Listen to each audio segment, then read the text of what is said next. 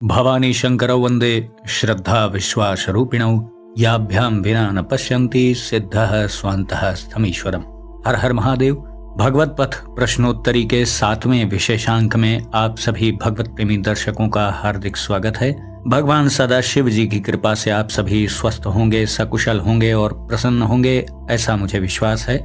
बहुत ढेर सारे प्रश्न आए थे आप सभी जिज्ञासु दर्शक जनों के। जितना संभव हो सका मैंने उन प्रश्नों का कमेंट में ही उत्तर दिया है और जो भी महत्वपूर्ण प्रश्न बच गए थे उन्हें ही आज कार्यक्रम में हमने शामिल किया है। तो अधिक समय नष्ट ना करते हुए सीधा प्रश्नोत्तर का क्रम हम प्रारंभ करते हैं। पहला प्रश्न है अखिल सिंधु जी का। इन्होंने लिखा है, किसी महिला ने प्रश्न किया है, मैं सिर्फ ओम नमः शिवाय मुंह से बोलती रहती हूँ, मेरा कोई गुरु नहीं है। जब गुरु की बात आती है तो मैं सोचती हूँ कि मेरे गुरु जी तो भगवान शिव हैं। ऐसे में क्या मुझे जो मैं ये ओम नमः शिवाय का जाप करती हूँ चलते फिरते या जैसे भी, उसका फल मुझे मिलेगा अथवा नहीं? देखिए, आप भगवान महादेव जी को अपना गुरु मानती हैं तो इसमें कोई समस्या नहीं है। वो तो अखिल सृष्टि के ही गुरु हैं, आदि गुरु हैं, गुरुओं के गुरु हैं, तो वो आपके भी गुरु हो सकते हैं, उसमें कोई संशय नहीं है। आपने ये पूछा कि आप उनको मानसिक रूप से गुरु मान करके महादेव जी को, जो आप षडाक्षरी यानी ओम नमः शिवाय का जाप कर रही हैं, तो इसका क्या फल मिलेगा आपको? तो देखिए, इसमें सबसे पहले मैं बता दूं कि आपको चलते फिरते भगवान शिव का जो भी नाम प्रिय हो उसका जाप करिए और आसन पे बैठ करके कुछ देर नमः शिवाय यानी पंचाक्षर का जाप करिए। आपके लिए उचित है कि आप नमः शिवाय का जाप करें आसन पे बैठकर, और चलते फिरते भगवान शिव का जो भी नाम प्रिय आपको हो उसे जाप करिए। आज तक जो भी आपने किया, चूंकि आप अनभिज्ञ थे इसलिए कोई आपको दोष नहीं लगेगा। अनजाने में कोई भी त्रुटि हो जाए तो उससे कोई समस्या नहीं है। लेकिन अब आपको मैंने उचित मार्ग बता दिया है, अब आप इसका अनुसरण कर सकते हैं। दूसरा प्रश्न आया है शिव भक्त के नाम से। इन्होंने पूछा है, मेरे मन में आया कि सोमवार का व्रत प्रारंभ करें ताकि शिव जी के प्रति और निष्ठा मजबूत हो।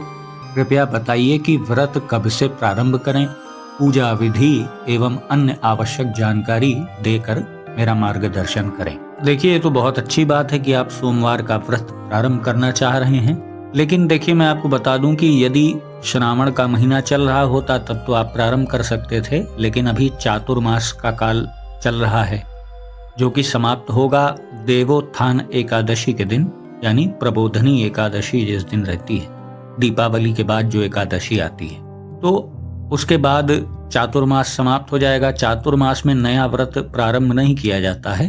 वैसे सही तरीका तो यह है कि किसी भी नए व्रत को जिसे हम बहुत लंबे समय तक चलाना चाहें या जीवन पर्यंत धारण करना चाहें तो उसे उत्तरायण में ही प्रारंभ करना चाहिए। उत्तरायण का मतलब होता है मकर संक्रांति से लेकर के कर्क संक्रांति के बीच, यानी वही 14 जनवरी से लेकर के ये जून लास्ट या जुलाई के फर्स्ट वीक तक में ही उठा लेना चाहिए व्रत। लेकिन अभी का जो समय है नया व्रत प्रारंभ करने के लिए ठीक नहीं है। आप कम से कम प्रतीक्षा कर लें। देवोत्थान एकादशी के बाद भी बहुत समय आपको नहीं मिलेगा, उसमें पौष का महीना आ जाएगा, खरमास प्रारंभ हो जाएगा। तो सही तरीका ये है कि आप 14 जनवरी के बाद, यानी जो खिचड़ी का पर्व आता है या मकर संक्रांति का पर्व आता है, तो आप उसके बाद जो पहला सोमवार आपको मिल जाए, चाहे वो कृष्ण पक्ष का हो चाहे शुक्ल पक्ष का हो, आप वहीं से व्रत को प्रारंभ कर सकते हैं। रही बात विधि और इसमें महत्वपूर्ण नियमों की, तो सोमवार के व्रत में कोई बहुत दिक्कत नहीं है। बस एक ही इसमें इम्पॉर्टेंट बात है कि इसमें किसी भी प्रकार के नमक का सेवन नहीं किया जाता है। सेंधा नमक आदि का भी प्रयोग इस व्रत में नहीं होता है। तो ये थोड़ा सा ये ध्यान देने वाली बात है, क्योंकि जिनको लो ब्लड प्रेशर की दिक्कत रहती है तो उन्हें थोड़ा सा दिक्कत आती है, क्योंकि बिल्कुल किसी भी प्रकार का दिन भर में वो नमक का सेवन नहीं कर पाते हैं। इसके अतिरिक्त और भी ये महत्वपूर्ण बात है कि जिस दिन आप व्रत रहें सोमवार के दिन, उस दिन आप पूरा दिन भर आप संयमित जीवन शैली रखिए, अधिक से अधिक प्रभु के नाम का स्मरण करें। अपने आप को प्रयास पूर्वक उस दिन, यानी जिस दिन आपका व्रत है, अपनी चित्त वृत्ति को प्रयास करके हर तरीके से अपने इष्ट देव में ही लगाए रखें। बहुत से लोग व्रत के दिन विभिन्न प्रकार के पकवान बनाते हैं और मैं समझता हूँ कि बहुत से लोग व्रत वाले दिन किचन में और अधिक समय व्यय करते हैं अन्य दिनों की अपेक्षा। व्रत का सही नियम ये है कि बस उतना ही भोजन अपने शरीर को दीजिए कि बार बार भोजन का चिंतन न हो। जब आप पूजन में बैठें तो बार बार मन भोजन की ओर ना भागे, और इतना अधिक भी भोजन उस दिन नहीं कर लेना चाहिए। भोजन से मतलब व्रत से संबंधित सामग्रियों से मेरा मतलब है। इतनी चीजें भी नहीं ग्रहण कर लेनी चाहिए कि बार बार फिर पूजा में बैठें तो पेट का चिंतन हो कि बहुत भर गया है, बैठते ही ना बने। कहने का ये मतलब है कि बहुत संयमित खान पान होना चाहिए, और सही तरीका तो ये है कि सायंकाल ही कुछ ग्रहण करें। हालांकि इसमें बहुत सी चीजें इस बात पे भी निर्भर हैं कि आपकी स्वास्थ्य की स्थिति कैसी है, तो अपनी सुविधानुसार जो आपको सही लगे जितना आप कर पाएं उसे अवश्य करें। और साथ ही व्रत वाले दिन प्रातःकाल और सायंकाल प्रभु का विधिवत पूजन करिए। अगर संभव हो पाए तो उस दिन शिवालय जा करके जल अर्पित करें, दीपक आदि जलाएं, इतना पर्याप्त है। अगला प्रश्न है बाला साहेब जी का। गुरुदेव, मैं शिव का हूँ, शिव मेरे हैं। मेरा सवाल है कि मेरी धर्मपत्नी अशुद्ध स्थिति में 4 दिन शिव जी का पूजन आदि नहीं करती हैं, किंतु भोजन पकाने के लिए कोई दूसरा नहीं है, तो मुझे पत्नी का बनाया हुआ भोजन ही ग्रहण करना पड़ता है। तो क्या ये ठीक है अथवा नहीं, कृपया मार्गदर्शन करें। आपने कहा कि आपकी धर्मपत्नी अशुद्धावस्था में प्रभु का पूजन आदि नहीं करती हैं, तो ये तो बहुत अच्छा वो कर रही हैं, इसमें तो कोई सलाह की आवश्यकता नहीं है। रही बात भोजन की, तो ये तो सबको ही पता है, ये शास्त्र सम्मत है कि अशुद्धावस्था में महिलाओं को भोजन, पूजन और अन्य पवित्र कार्यों से थोड़ा दूर रहना चाहिए। लेकिन आपकी समस्या ये है कि आपके घर में आपकी धर्मपत्नी के अतिरिक्त और कोई सहयोगी नहीं है कि जो उस अवस्था में भोजन आदि पकाए। तो अब इसमें रास्ता क्या बचा? ये तो हो नहीं सकता कि अब उतने दिन तक आप भोजन पकाएं। ये भी मैं आपको सलाह नहीं दूंगा कि इतने दिनों तक आप जाकर के बाहर दोनों दंपति जाकर के होटल में खाएं। ये भी कहीं से उचित नहीं है कि बार बार आप अपने किसी पड़ोसी से, किसी रिश्तेदार आदि से सहायता लें। तो मार्ग बचा क्या? देखिए, आपकी जैसी ही स्थिति इस समय संसार में बहुत लोगों की है। पहले संयुक्त परिवार हुआ करते थे, जहां 2 बहुओं के साथ समस्या हो गई तो अन्य बहुएं हैं, माता जी हैं, सास हैं, अन्य बच्चे हैं। वो इतना बड़ा परिवार होता था कि हर वक्त 2-3 लोग शुद्ध स्थिति में बने ही रहते थे। लेकिन आज आप देख रहे हैं कि परिवार सूक्ष्म से सूक्ष्मतम होते जा रहे हैं। तो ऐसी स्थिति जो आपकी है वो बहुत लोगों की है संसार में। तो आपत्ति काले मर्यादा न अस्ति, इसका सीधा सा एक यही रास्ता समझ में आता है। क्योंकि इसको ये तो आप नहीं कह सकते ना कि 4 दिन स्थिति अशुद्ध है तो 4 दिन हम भोजन ही नहीं करेंगे, सिर्फ जल पी के रह लेंगे। अगर ये कर पाने की क्षमता हो किसी के अंदर तो करे भाई। लेकिन इसमें यही अंत में एक मार्ग बचेगा, आपत्ति काले मर्यादा नास्ति। लेकिन है तो गलत ही। अब बीच का रास्ता आपको निकालना है, अपने बुद्धि विवेक से निकाल लीजिए। सबसे अच्छा है, आपने पहले ही कमेंट में लिखा था ना, आप शिव के हैं, शिव आपके हैं। तो बस अपनी समस्या उनके चरणों में समर्पित कर दीजिए, वो जो व्यवस्था करनी होगी वो कर दें। अगला प्रश्न आया है निक्की कुमारी जी का।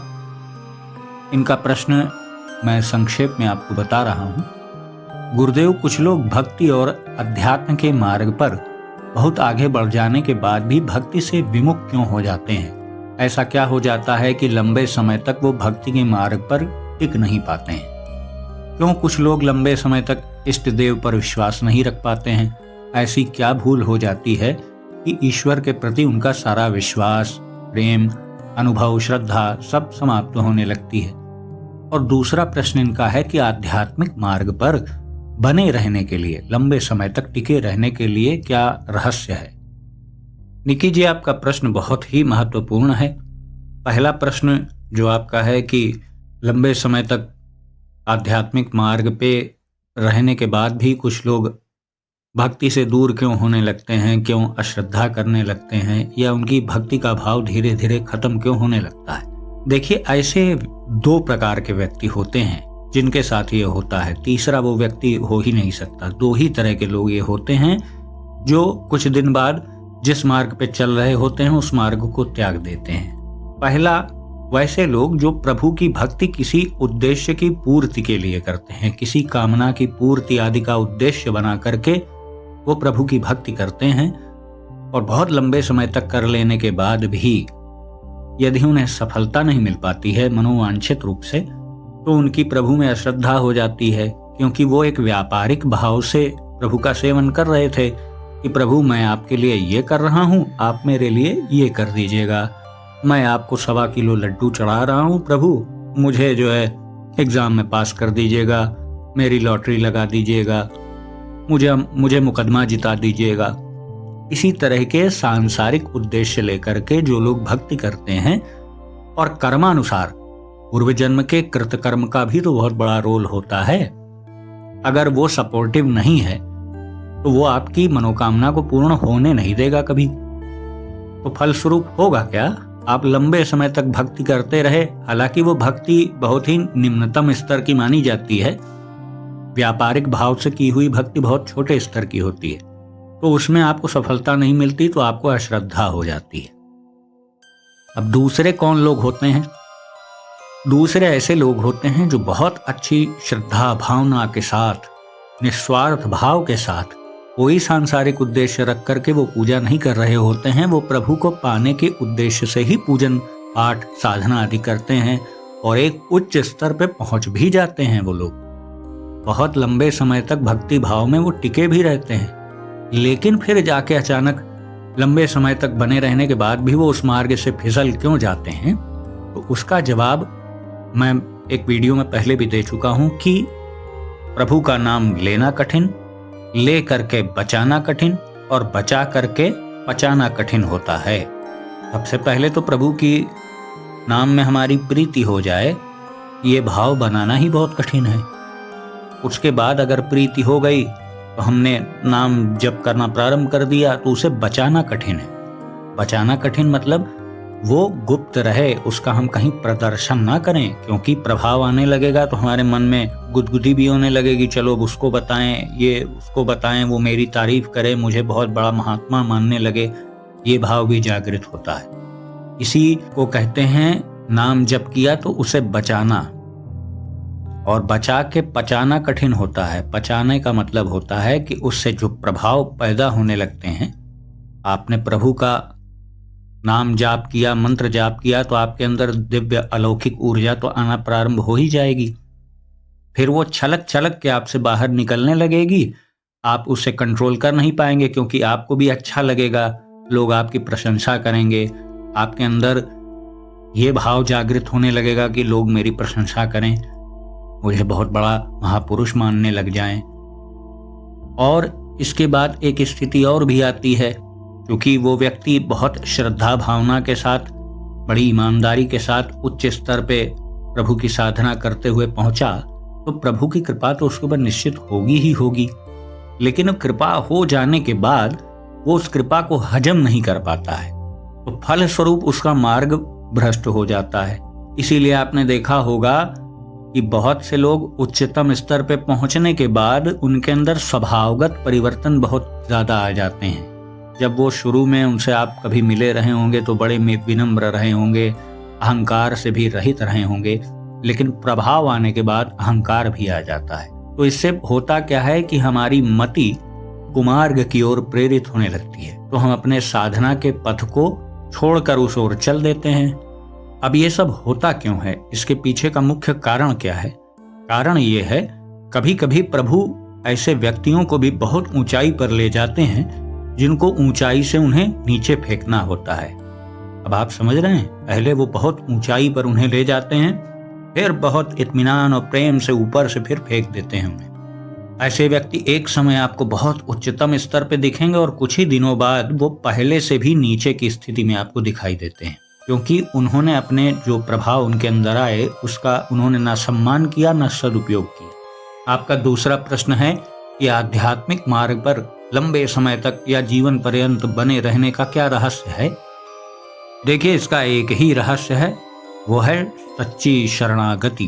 अपने इष्ट देव के जो शरण में रहता है, मन क्रम वचन से, मन से, वाणी से, कर्म से, सच्चे हृदय से जो अपने इष्ट देव की शरण लिए हुए रहता है और निरंतर अपने इष्ट देव के नाम का जाप करता रहता है, तो प्रभु उसे उसके मार्ग से कभी भटकने नहीं देते हैं। उसके अंदर वो योग्यताएं स्वतः ही अपने आप उत्पन्न होने लग जाती हैं जो उसे उस मार्ग में टिकाए रखने के लिए आवश्यक हैं। ये सब कुछ उस प्रभु की कृपा से ही होता है। और एक रहस्यपूर्ण बात आपको और बता दे रहा हूँ, प्रभु जिस भक्त पे अधिकाधिक खुश हो जाते हैं या बहुत ही अधिक मात्रा में प्रसन्न हो जाते हैं, तो उसको किसी न किसी माध्यम से ये ज्ञान अवश्य दिलवा देते हैं कि यहाँ सब कुछ झूठा है। मूंदो आंख कतौ कछु नाही, कहा गया है ना, आंख बंद कर लीजिए तो कहीं कुछ नहीं है ना। और महादेव जी ने भी तो कहा है कि जगत सब सपना, तो ये समस्त जग ही एक स्वप्न के समान है। भौतिक वस्तुएं जो आज आपको दिख रही हैं, अच्छी लग रही हैं, बड़ी वैभवशाली प्रतीत हो रही हैं, बस कुछ ही दिन रुकिए, सब काल के गाल में समा जाने वाला है।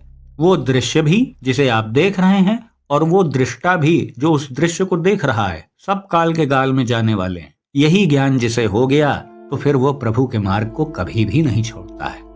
अगला प्रश्न आया है रीना पाठक जी का।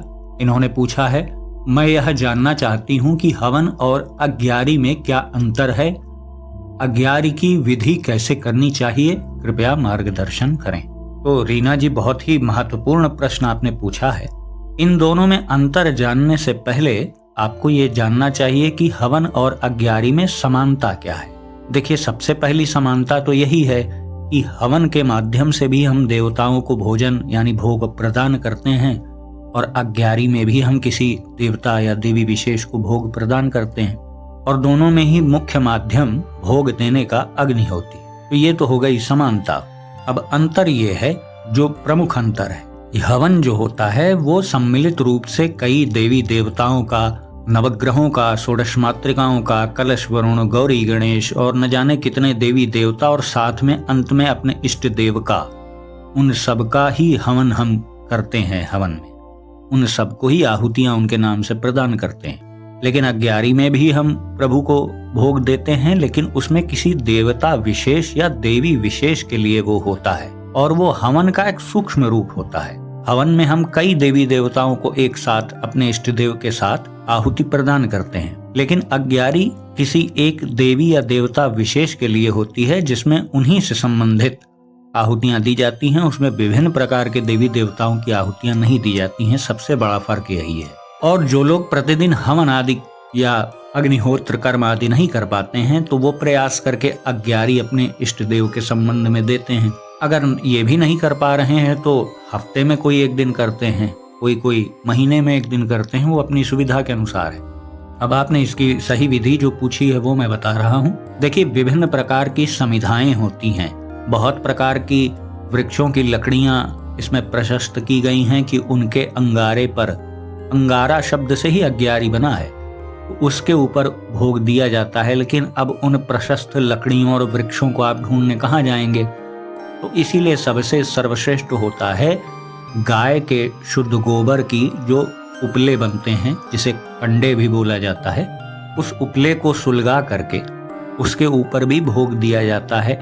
बहुत से लोग कपूर आदि पर भी देते हैं, वो अपनी कुल परंपरा के अनुसार आप देख लीजिएगा जैसा हो। लेकिन सबसे उचित है कि गाय के गोबर के जो उपले बनाए जाते हैं उस पे ही देना चाहिए। और अपने इष्ट देव का भोग अर्पित करने के बाद उसके चारों ओर 3 बार शुद्ध जल गिराएं। और चूंकि उसमें भी भोग का माध्यम अग्नि ही है, तो उसमें सर्वप्रथम आपको अग्नि देवता का ध्यान करके उन्हें प्रणाम करना चाहिए। तत्पश्चात इष्ट देव को भोग देने के बाद 3 बार चारों ओर जल घुमाएं। और बाकी सबकी अपनी अपनी कुल परंपरा के अनुसार जो नियम होते हैं वही उसमें करने चाहिए। अलग से कोई नया नियम नहीं बनाना चाहिए। अपने घर के बुजुर्गों से पूछ लेना चाहिए कि कुल परंपरा यहाँ की कैसी है, उसी अनुसार उसे करना चाहिए। अगला प्रश्न आया है अभय सिंह जी का। इन्होंने कहा है, गुरु का कभी नाम नहीं लिया जाता है, यदि शिव जी गुरु हैं तो उनका नाम कैसे जाप करें? अभय जी, ये नियम संसारी गुरुओं के लिए है। भगवान महादेव जी को इस नियम में सम्मिलित करके उन्हें सांसारिक गुरुजनों की श्रेणी में आप क्यों खड़ा कर रहे हैं? इस सिद्धांत को यदि माना जाएगा तो इससे बहुत भारी विकृति पैदा हो जाएगी। आप ध्यान नहीं दे रहे हैं। आपके कहे अनुसार जो लोग शिवजी का नाम जाप कर रहे हैं यानी वो शिवजी को गुरु नहीं मानते हैं। वो किसी एक सांसारी यानी प्रत्यक्ष गुरु के कहने पर शिवजी का नाम जाप कर रहे हैं। यानी शिवजी गुरु नहीं है। गुरु वो व्यक्ति है जिससे आपने ये आदेश प्राप्त किया कि शिवजी का नाम जपो, और आप शिवजी का नाम जपने लगे क्योंकि आपको ये पता है कि शिवजी गुरु नहीं है। गुरु तो कोई और है, उन्होंने शिवजी का नाम दिया इसलिए मैं शिवजी का नाम जपूं। तभी तो आपके मन में ये भाव आ रहा है ना कि यदि मैं शिवजी को ही गुरु मान लूंगा तो फिर नाम किसका जाप करूंगा। तो इसके लिए मैं आपको एक श्लोक बता रहा हूं। अखंड मंडलाकारम व्याप्तम येन चराचरम तत्पदम दर्शितम येन तस्मै श्री गुरुवे नमः। इस श्लोक का अर्थ बड़ा व्यापक है। इसका सूक्ष्म अर्थ मैं आपको बता दे रहा हूं कि गुरु एक शरीर का नाम नहीं है। गुरु एक भाव है जो व्याप्तम येन चराचरम, जो चराचर में व्याप्त है। आपको कहीं से भी कोई सही निर्देश मिल गया किसी माध्यम से, तो वो माध्यम ही आपका गुरु है। कभी कभी एक छोटे बच्चे से भी बहुत बड़ी ज्ञान की चीज प्राप्त हो जाती है, तो उस क्षण के लिए वही आपका गुरु है। गुरु किसी शरीरी का नाम नहीं है, देहधारी का नाम नहीं है। कम से कम सनातन धर्म में तो ये कभी नहीं कहा गया है, कहीं भी नहीं कहा गया है। तो कुल मिलाकर मैं यही समझाना चाह रहा हूं कि जब गुरु और इष्ट को हम अलग अलग करके देखने लगते हैं तभी इस तरह के विचित्र भाव हमारे मन में आते हैं, और ना पूछने वाले प्रश्न भी हम पूछ बैठते हैं कि शिव जी का नाम क्यों जपें। अब बताइए इससे बड़ा दुर्भाग्य क्या होगा कि हम शिव जी के नाम जाप करने में भी नियम कानून और न जाने क्या क्या सोचते रहते हैं। अगला प्रश्न आया है शिवानी मीणा जी का। मेरा 16 सोमवार का व्रत खंडित हो गया है, क्या फिर से यह व्रत स्टार्ट कर सकती हूँ? शिवानी जी बिल्कुल, आप इसमें बिल्कुल भी कोई शंका न करें। अगर यदि आपने कभी प्रयास किया 16 सोमवार व्रत रहने का और प्रभु की इच्छा नहीं थी, वो पूर्ण नहीं हो पाया, तो क्या आप प्रयास छोड़ देंगी? आप पुनः प्रयास करिए। सबसे अच्छा साधक और भक्त वही होता है जो 1000 बार फिसलता है, फिर 1001वीं बार फिर खड़ा हो जाता है उस मार्ग में आगे बढ़ने के लिए। उसी पे प्रभु प्रसन्न होते हैं।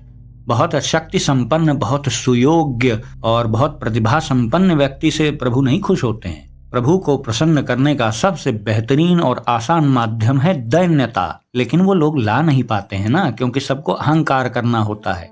दैन्यता, झुकाव, विनम्रता, इससे 1 सेकंड में प्रभु प्रसन्न हो जाते हैं, लेकिन ये करना बड़ा कठिन है। तो आप मन में दैन्य भाव रख करके अपने आप को ऐसा प्रभु के सामने प्रस्तुत करते हुए कि हे प्रभु, मैंने जो पहले प्रयास किया वो मेरी ही त्रुटियों की वजह से संभव नहीं हो पाया। सारा दोष अपने ऊपर ले लीजिए आप कि मेरी ही कोई त्रुटि रह गई होगी, मुझसे ही कोई गलती भूल हो गई होगी। अतः मैं आपसे पूर्ण हृदय से क्षमा मांगती हूँ और मुझे ऐसी शक्ति और सामर्थ्य दें कि मैं पुनः आपके लिए, आपकी प्रसन्नता के लिए 16 सोमवार का व्रत फिर से प्रारंभ कर पाऊं। बस इतना सा आसान कार्य है, इसमें कुछ सोचने और विचार करने की जरूरत नहीं है। अगला प्रश्न है राममणि देवी जी का। इन्होंने कहा है मन स्थिर होता ही नहीं, फिर ध्यान कैसे हो? बहुत ही लाजवाब प्रश्न है ये। मन स्थिर होगा नहीं तो ध्यान में मन कैसे लगे, और ध्यान में मन लगेगा नहीं तो मन स्थिर कैसे होगा? दोनों बातें एक दूसरे से जुड़ी हुई हैं। ये बात बिल्कुल सच है कि स्थिर मन वाला ही ध्यान में आगे बढ़ता है। भाई जिसका मन ही स्थिर नहीं होगा तो वो कभी भी इस ओर जाने का प्रयास ही नहीं करेगा, उसे कोई इंटरेस्ट ही नहीं होगा। उसके आगे सैकड़ों लोग ध्यान करते हुए बैठे रहेंगे, उसे कोई उसमें आकर्षण ही नहीं होगा, ना वो ये कभी भाव उसके मन में आएगा कि इससे क्या होता है, इससे क्या प्राप्त होता है। ये तो वही करेगा ना जिसका मन शांत होगा, जो भौतिकवादी दुनिया से थोड़ा दूर होगा। बहुत अधिक तो नहीं, लेकिन थोड़ा ज्ञान तो उसे ये होना ही चाहिए कि ये दुनिया अशाश्वत है, यहाँ कुछ भी हमेशा रहने वाला नहीं है। जब इस तरह के भाव जिस व्यक्ति के अंदर होते हैं तो वही ईश्वर की ओर उसकी जिज्ञासा होती है। ईश्वर की ओर जिसकी जिज्ञासा होगी तो वही तो ये सब साधन ढूंढेगा ना कि कैसे मैं उनको प्राप्त करूं। तो ये बात तो आपकी बिल्कुल सही है कि मन स्थिर नहीं है तो ध्यान में कैसे जाएं। तो देखिए यही रोग है और यही दवा भी है। अब आपको मन को स्थिर करना है तो उसके लिए भी ध्यान में ही प्रवृत्त होना पड़ेगा। ठीक है, आप बहुत सफलता शुरू में नहीं पाएंगे ध्यान में, क्योंकि मन स्थिर नहीं है, लेकिन आप प्रयास तो करिए। अभ्यास योग युक्तेन चेतसा नान्यगामिनः, प्रभु ने कहा है। तो अभ्यास से सब संभव है।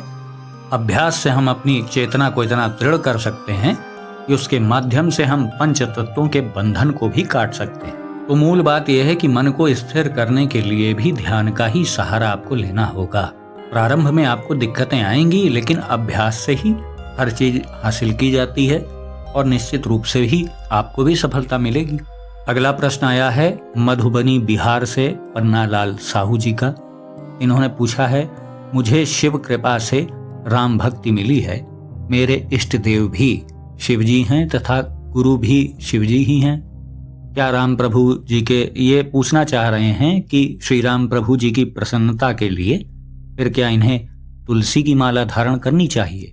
तो पन्नालाल जी, जैसा कि आपने स्वयं ही बताया कि आपके इष्ट देव भगवान शिव हैं, महादेव जी हैं, और आप उन्हें ही अपना गुरु भी मानते हैं, तो उचित तो यही है कि आप रुद्राक्ष की माला धारण करिए। और यदि आप भगवान श्री राम जी की प्रसन्नता के लिए आप कुछ करना चाहते हैं तो आप तुलसी की माला पे आप उनका जाप कर सकते हैं। लेकिन जब तक आपके मन में ये भाव है कि मेरे इष्ट देव भगवान महादेव हैं, तो आपको धारण तो रुद्राक्ष की माला ही करनी चाहिए। या तो आप कुछ मत करिए, तुलसी की माला आपने धारण कर ली तो फिर आपका मार्ग बदल जाता है। या तो आप ये स्वीकार कर लीजिए कि हाँ, मैंने गुरु माना था महादेव जी को, उन्होंने मुझे श्री राम प्रभु की शरण में भेज दिया। लेकिन अभी आप ये कह रहे हैं ना कि मेरे इष्ट देव भी महादेव हैं और गुरु भी महादेव हैं, तो आपको अपने इष्ट देव की प्रसन्नता के लिए ही जो करना है वो करना है। भगवान महादेव जी को प्रसन्न कर लिया तो सब प्रसन्न अपने आप हो जाएंगे, आप बिल्कुल निश्चिंत रहिए। अगला प्रश्न है मनीषा शेखावत जी का। इन्होंने पूछा है, ध्यान और मंत्र जाप करने में ज्यादा उचित क्या रहता है? मनीषा जी, पहले तो मैं आपको ये बता दूं कि मंत्र जाप अपनी स्वेच्छा से नहीं किया जाता है। यदि आपको अपने गुरु जी से प्राप्त मंत्र आपके पास हो तो आप उसका जाप कर सकते हैं, कोई दिक्कत नहीं है। आपने ये पूछा कि ध्यान और मंत्र जाप में उचित क्या है, तो देखिए, प्रारंभ में जब हम ध्यान में जाते हैं या उसका प्रयास करते हैं तो हमें सहयोग के लिए एक मंत्र की या अपने इष्ट देव के नाम की आवश्यकता होती है। उसका सहारा लेकर के ही हम आसानी से ध्यान में प्रविष्ट हो पाते हैं।